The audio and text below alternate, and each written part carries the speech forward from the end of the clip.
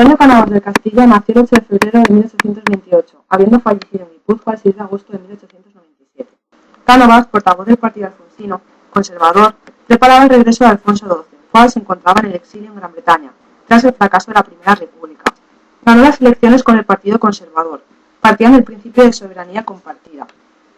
La Constitución consagraba unas Cortes bicamerales. El poder ejecutivo recaería sobre el rey y sus ministros.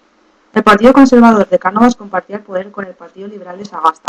Esto permitió superar el sistema de partido único, que había abocado a la falta de legitimidad democrática a Isabel II y a su posterior derrocamiento.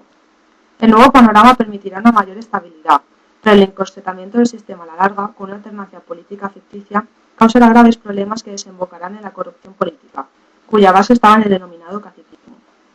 La novedad importante de los sucesivos gobiernos de la Restauración fue el turno pacífico de la alternancia entre los dos partidos dinásticos, mediante el curioso sistema de, en primer lugar, realizar la transferencia de poder al partido contrario que procedía a la convocatoria de elecciones que legitimaran su gobierno, en una inversión del orden natural de dicho proceso. Para lograr esta alternancia se usaban métodos como el encasillado o el pucherazo. La muerte prematura de Alfonso XII, el 24 de noviembre de 1885, decidió a Cánovas a otorgar el poder al Partido Liberal, en un acuerdo para la consolidación del régimen que pasaría a la historia como el Pacto del Pardo, pero que precipitaría la defección del canovismo de un grupo acaudillado por Romero Robledo.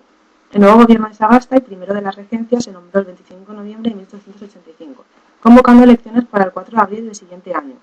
Las Cortes Liberales se disolvieron en diciembre de 1890, tomando el poder del gobierno Cánovas, que convocó elecciones para febrero de 1891. Aunque los métodos utilizados por su ministro de Gobernación, Francisco Silvera, fueron algo menos escandalosos que los de su antecesor, Romero Robledo, el Partido Conservador obtenía la mayoría, aunque algo menos holgada que de costumbre. Los partidarios de la República consiguieron algunos pequeños éxitos. La unidad de los conservadores se tambaleaba. Ya habían sufrido una disidencia con Romero Robledo, aunque había vuelto al redil. Esta vez fue Silvera, bajo la bandera de la moralización.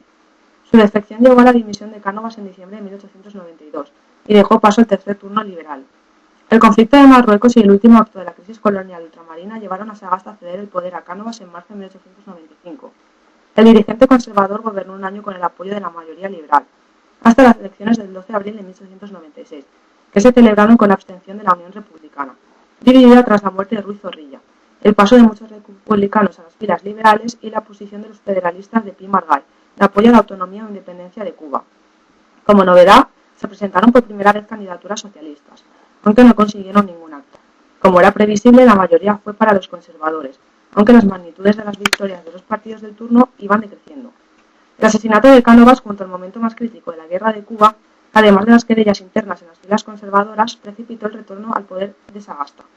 Tras la habitual disolución de las cámaras, las nuevas elecciones proporcionaron una cómoda mayoría a los liberales, ante un partido conservador que continuaba extendiendo tras la desaparición de su líder indiscutible. En la oficialista Unión Conservadora de Silvera y los disidentes robledistas en pleno declive. La Unión Republicana renunció al abstencionismo, aunque sus disensiones internas le llevaron a un pobre resultado.